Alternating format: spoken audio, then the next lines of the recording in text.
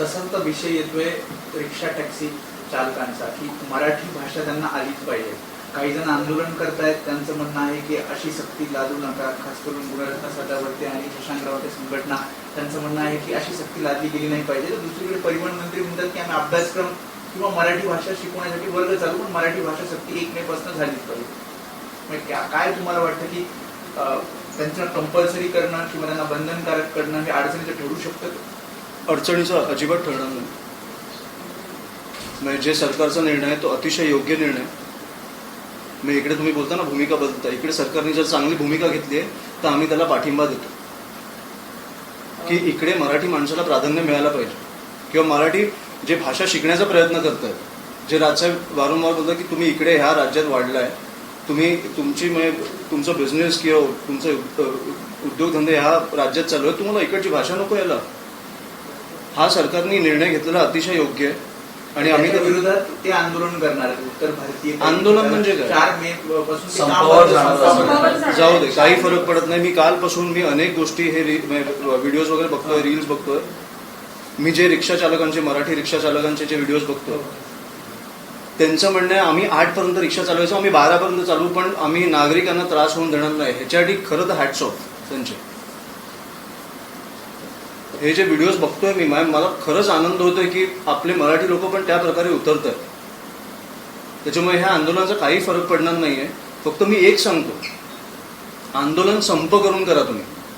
जर आमच्या लोकांच्या अंगावर आलात तुम्ही तर रस्त्यावर मारणार. तुम्ही संप करा, तुम्ही रिक्षा चालवू नका, तुम्ही काय वाटेल ते करा, मराठी भाषा शिकायला घ्या पाहिजे या संपामध्ये. पण तुम्ही जे रिक्षा चालवतात, जे मराठी लोक रिक्षा चालवतात, त्यांच्या अंगावर आला तर रस्त्यावर मारणं.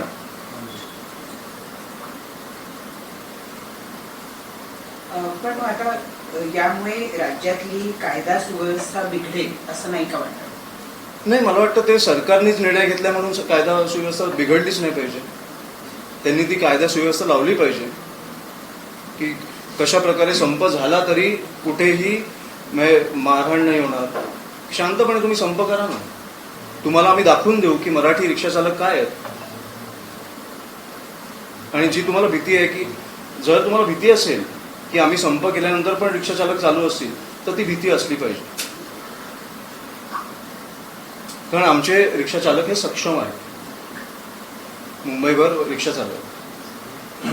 आम्ही तुम्ही आत्ताच म्हटलात की मराठी रिक्षा चालक सक्षम आहेत, पण कुठे ना कुठे असंही अनेक लोक दाखवतात चित्र की इतके हिंदी भाषी रिक्षा जे चालक आहेत ते जास्त वाढलेत मुंबईत. तर कुठे ना कुठे हा सुद्धा एक अंडरकरंट आहे का दाखवायला की आपण हिंदी भाषी रिक्षाले जास्त मुंबईत चालवतात, त्यामुळे मुंबईकरांना त्यांच्यावर अवलंबून राहावं लागेल, दाखवण्याचा प्रयत्न आहे का? प्रयत्न करू दे ना. आपल्याला सत्य परिस्थिती माहिती आहे ना. काही फरक पडणार नाही. जा ना संपावर. म्हणून मी तर बोलतो जा. पण हा जो सरकारने निर्णय घेतला हा योग्य आहे की आमची भाषा शिका, किंवा तुम्ही मराठी असाल तर तुम्हाला रिक्षा परवाने मिळतीलच, पण तुम्ही भाषा शिकलात तरी मिळतील. हा उत्तम निर्णय. तुम्ही संपावर जा. मला वाटतं की हा जो आक्रोश आहे की आम्हाला भाषा येत नाही किंवा आम्हाला हिंदीच येतं वगैरे, त्याच्यापेक्षा भाषा शिकायला घ्या. तो वेळ तिकडे घालवा ना. आज मी मराठी अभ्यासकांनी परिवहन मंत्र्यांबरोबर भेट घेतली आणि तिथे असा त्यांच्या बैठकीमध्ये एक सूर निघालाय की केवळ संवाद साधण्यापुरती मराठी जरी आली तरीही पुरेशी आहे. त्यामुळे 2 पानांचं एक बुकलेट काढलं जाईल ज्याच्यामध्ये रिक्षा चालक आणि बसलेला जो प्रवासी यांच्यामध्ये संवाद होऊ शकेल. एवढीच वाक्य जरी शिकली तरी चालेल असं शासनाचं म्हणणं आहे. तुमचं यावर काय? प्राधान्य मराठी माणसाला दिलं पाहिजे. त्याच्यानंतर आम्ही जे मराठी शिकण्याचा प्रयत्न करतो त्यांना देऊच. आम्ही म्हणजे सरकारने दिलं पाहिजे. आणि हेच राजसाहेब बोलत आले की तुम्ही शिकण्याचा प्रयत्न करा. उगाच अंगावर नका येऊ ना की आम्हाला ही भाषा शिकायचीच नाहीये की आम्ही बोलणारच नाही वगैरे. ह्याच्यामुळे वाद चालू होतात. 2 पानी पुस्तकी जरी शिकला तुम्ही तरी एक सुरुवात आहे ना की तुम्ही आमच्या राज्यात आता एक भाषा शिकताय आमची, जी खूप महत्वाची भाषा आहे, ज्याला खूप कष्ट लागले एक भाषा बनवायला. त्याच्यामुळे उत्तम जे संवाद झाला असेल उत्तम आहे, पण प्राधान्य हे मराठी माणसाला मिळालं पाहिजे. बरेचसे मराठी लोक मात्र रिक्षा चालताना हिंदीत बोलतो, त्याबद्दल काय? ते आधी झालं ते मी पण राजसाहेबांनी आंदोलन घ्यायच्या आधी मला मराठी भाषेचं महत्व माहीत नव्हतं, तेव्हा मी पण हिंदीतच बोलायचो ना. पण आपल्या जेव्हा एका भाषेचा महत्व कळतो, तो एक कोणतरी एक लागतो की आपल्याला समजवायला, तेव्हापासून मी तू हिंदीत बोलला तर मी मराठीत बोलणार, मला हिंदी येतच नाही. हे जेव्हा आपलं आंदोलन चालू झालं तेव्हा नंतर मला वाटतं हिंदी भाषिक पण मराठी बोलायला लागले बरेच. त्याच्यामुळे हे आपण समजून घेऊ ना, त्यांच्या शेवटी पोटाचा विषय, त्यांच्यासाठी कोण उभं राहणारा मिळाला त्यांना तर मला वाटतं की ते मराठीतच बोलणार ना. त्यांच्या भाषेला सोडून ते का बोलतील वेगळी भाषा? आणि मला वाटतं हे राजसाहेब उभे राहिले. नाही, शशांकराव सारखे जे युनियनची लोक आहेत त्यांचं एवढंच म्हणणं आहे की लायसन्स रद्द करणं हे फार टोकाचं पाऊल असेल, कारण एका गरीब व्यक्तीचं घर मग मराठी भाषा शिका, हे 2 पानी पुस्तिका आहे ती वाचा, चालू करा, प्रयत्न तर चालू करा. सदावर्ती सारखे जे लोक आहेत, प्लीज त्यांचं म्हणणं आहे की तुम्ही आता काहीही कुठेही नका जाऊ. नाही, त्यांचं म्हणणं फक्त आहे की असू दे. देशाचं संविधान किंवा कायदा म्हणतो की कुणालाही भाषेची सक्ती- त्यांच्या म्हणण्याला तुम्ही दाखवता हेच खूप आहे. आम्ही प्रक्रिया देण्यावर प्रतिक्रिया दुसरा देण्यावर. विषय जो परवापासून खूप गाजतोय, भाजपचं एक नारी शक्तीचं आंदोलन झालं वडीला. त्या आंदोलनामध्ये एका आईचं, एका सर्वसाधारण मला कळलं. महिलेचा उल्लेख झाला. हो. तर तिला आता सोशल मीडियावरती ट्रोल केलं जातंय, तिच्याबद्दल काही म्हटलं जाते. सरकारमधले मंत्री म्हणतात की जी भाषा तिने वापरली ती योग्य नव्हती. तर या सगळ्यावरती तुमचं काय मत आहे? मला वाटतं ती महिलेनं जे केलं ते अतिशय योग्य होतं, हे माझं म्हणणं. पक्षाचं नाही, कारण तुम्ही मला विचारलंय, राजसाहेबांना तुम्ही विचारलं ते पक्षाचं म्हणणं असं. पण माझं म्हणणं आहे त्या महिलेने केलं ते अतिशय योग्य होतं. तुम्ही 3 तास ट्रॅफिक अडवून कुठचंही आंदोलन घेणं, आणि पहिली गोष्ट तुम्ही जेव्हा आंदोलन घेता, मी त्या आंदोलनाच्या जो हेतू आहे त्याच्याच विरोधात आहे. एक हेतू असतो आंदोलनाचा की तुम्ही लोकांसाठी आंदोलन घेता.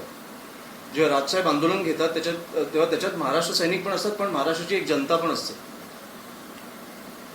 त्याच्यामुळे खूप महत्वाच्या विषयावर आंदोलन घेतलं जातं. हे जे आंदोलन आहे हे त्यांना पचवता नाही आलंय की भाजप हरली आहे, एक पक्ष हरलाय, आणि याच्यात काही मोठी गोष्ट नाहीये. तुम्ही एक सत्तेधारी पक्ष असतो, एक विरोधक पक्ष असतो.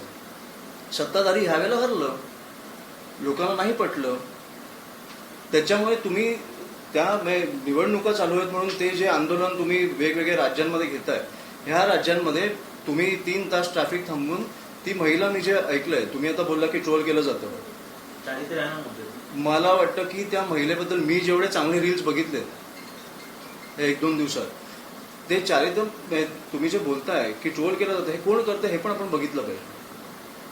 त्यांना तिकडे काही बोलता नाही आलं आंदोलनामध्ये भाजपच्या लोकांना, म्हणून ते ट्रोल करताय, कारण त्यांना कळलं की ती महिला बरोबर बोलत होती. हे आपण बघितलं पाहिजे की कोण ट्रोल करतंय. पण मी जे चांगले व्हिडिओज बघतोय अशा वेळेला ती बरोबर बोलत होती की बाजूला एक एम्प्टी ग्राउंड आहे, तिकडे जाऊन बोला ना तुम्ही 3 तास. मला वाटतं की गरीब असेल, मध्यमवर्गीय असेल, किंवा तुम्ही एलिट क्लास जे म्हणता, ती तिच्या मुलाला घ्यायला चाललेली शाळेत. आता शाळेत मुलाला घ्यायला जाताना उशीर झाला तर मी अनेकदा मुलाला घ्यायला जातो, मी उशीर झाल्यावर तो बिचारा असं बसला असं मला कळतं की काय जात असेल त्या मुलावर किंवा मुलीवर.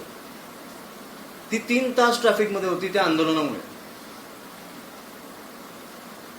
त्याच्यामुळे मला समजू शकतं हा आक्रोश कुठून येतो. पण आता लोक रस्त्यावर येऊन बोलायला लागली आहेत सरकारच्या विरोधात, हा खूप मोठं चांगलं संकेत आहे. 2 प्रश्न होते. पहिला प्रश्न म्हणजे मुंबईतल्या रिक्षा चालकांना भाजप आता मराठी शिकवणार आहे, यावर आपल्याला काय वाटतं? आणि सेकंड, हा जो मराठीचा मुद्दा आहे, म्हणजे वोट बँक जी आपली, ती ठाकरेंकडेच आहे मुंबईत पाहायला गेलो तर. आता नेमकं त्याच वोट बँककडे सत्ताधारी जात आहेत का, असे निर्णय घेऊन तुम्हाला काय वाटतं? मी अशा प्रकारे मी बघत नाही. कुठचाही निर्णय मी अशा प्रकारे बघत नाही की तुम्ही कुठची वोट बँक खेचायला चाललाय. तुम्ही जर महाराष्ट्रासाठी, मराठी माणसासाठी चांगलं करत असाल तर तुमचं स्वागत आहे. आणि भाजप ज्या प्रकारे आता मराठी शिकवणार आहे, ते तर महाराष्ट्र नवनिर्माण सेनेनी पण मला वाटतं बऱ्याच ठिकाणी आम्ही क्लासेस घ्यायला लागलोय की तुम्हाला येत नसेल तर शिका, मीराबंदरमध्ये वगैरे, तर तुम्ही शिका भाषा. संपावर जाणं हे तुम्हाला पर्याय वाटत असेल तर जा, आमच्या अंगावर नका येऊ. तुम्हाला आम्ही दाखवू आमची ताकद काय.